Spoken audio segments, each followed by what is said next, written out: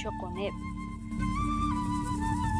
Tlali tikojsaj kutz'ij, junqus lajluj, reyolowem rik'in lajajaw, rankaj ranlew.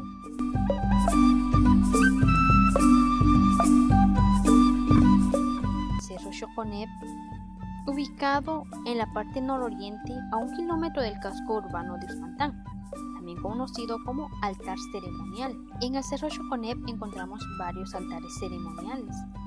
Anteriormente solo se realizaban ceremonias mayas en la parte de adentro, en la parte alta de este cerro, pero si visitamos este lugar ahora nos podemos dar cuenta de que se realizan ceremonias mayas también alrededor de este cerro.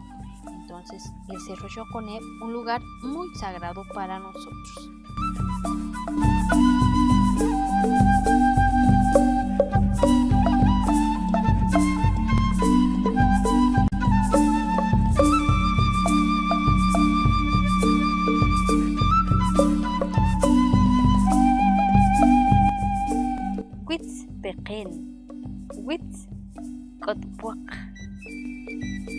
Este cerro es visible desde el centro de la comunidad y se ubica al lado sur, en la cima de la comunidad que lleva su nombre, Pequén.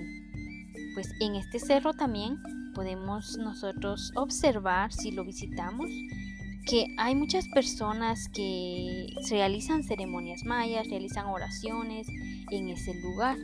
Podemos ver candelas, flores, incienso, entre otras cosas que pues ahí las personas dejan para poder regalarle al creador y formador y poder agradecer.